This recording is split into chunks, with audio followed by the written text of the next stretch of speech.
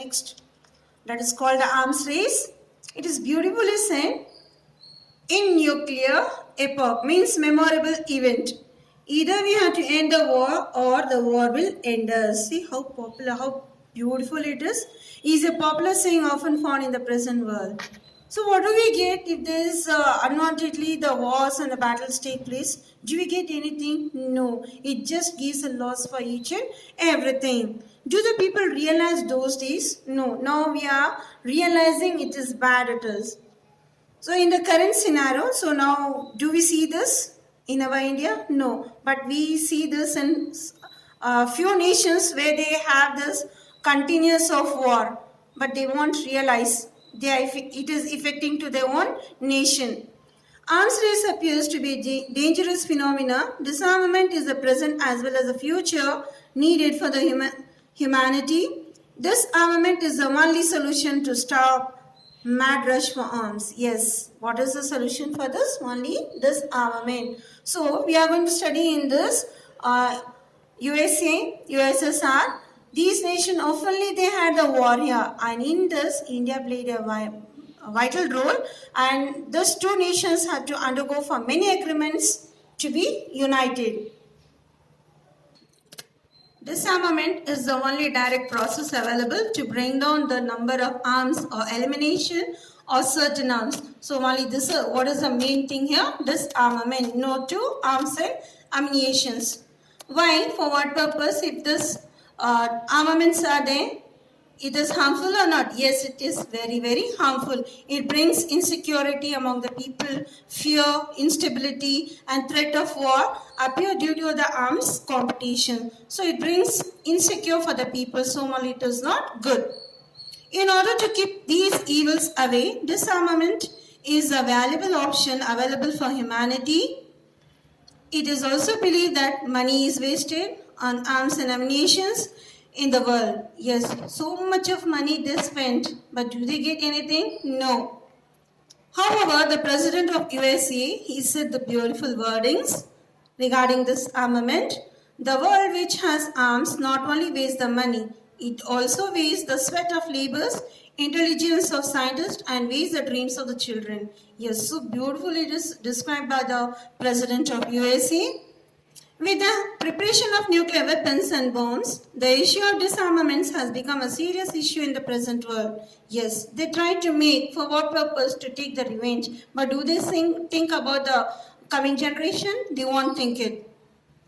India, as a peaceful country, advocates disarmament. Yes, India during those times till now, it is against disarmament. India is a very peaceful nation. It plays a very good important example for other neighboring nations also. Peace is very important for global security issues. So here let us see about the USA and USSR. What are the agreements that they have undergone? After 1963, USA and USSR have entered into a bilateral agreement. Bilateral means two agreements to stop the arms race, that both have to end up this arms race here and they should be united. What are the agreements here? Partial Test Ban Treaty, that is called as PTBT. Comprehensive Nuclear Test Ban Treaty, that is called CTBT. This is very important, children, here. So it will appear for your examination for 2 marks. Which are the agreement that undergone, that is by USA and USSR. And the one more, it's called Strategic Arms Limitation Talk, SALT. So these are the 3 agreements. Not only 3, there are many agreements that they have undergone. Some of the agreement entered by both countries here. These can be considered as the major meeting points of agreement for the world. And India and other countries need to find a way of definitive destruction starting of the humanity. Yes, they should end up this armaments here and they should be very friendly nation. Economic inequality. Among the members of the world, economical inequality is a major problem. It is a historical gift of colonialism and imperialism. European countries established colonies in Africa, Asia, and Latin American countries. The countries that were under control of imperialistic powers suffered from backwardness. So here when we come to this economic inequality, like example South Africa, what the problem was facing, South Africa faced a problem of they were tortured by the white people, and to remove this discrimination of color, Nelson Mandela and so many, Martin Luther, Mahatma Gandhi ji, they all came forward and fought against this, in the sense of color discrimination. And Nelson Mandela, where he fought for this racial color discrimination to be given as an equal status for each and everything here. For 26 years, he served his life in prison. After coming out from the prison, he was the president of Africa. Who? Nelson Mandela. Their progress was really slow till 20th century after attaining independence. Many Asian and African countries attempted to achieve development, but they had a lot of hurdles to cross in the science, technology, agriculture, transportation, education, health, and many other achieved development here. So it was a very slow development among these nations here. Hence, they had to depend upon foreign aid to achieve development. So they don't have their own priorities. So they have to depend on other nations to bring an encouragement.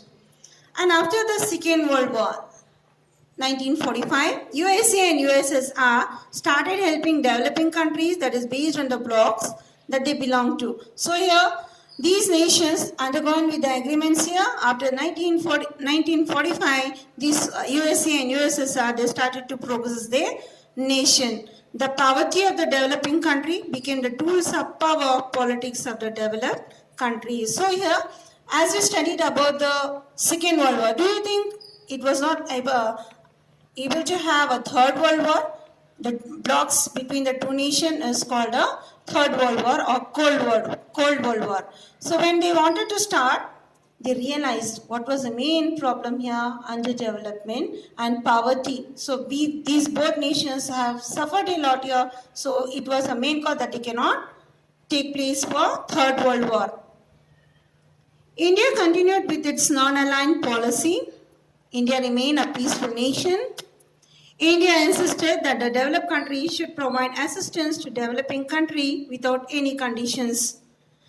This helped the poor nations to protect the self-respect. It tried to channel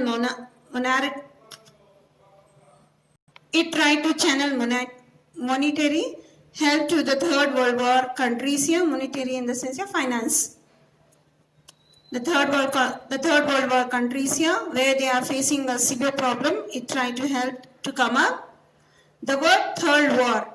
So as I said, you children here, after the Second World War, the two blocks, that is USA and USSR, it was about to begin.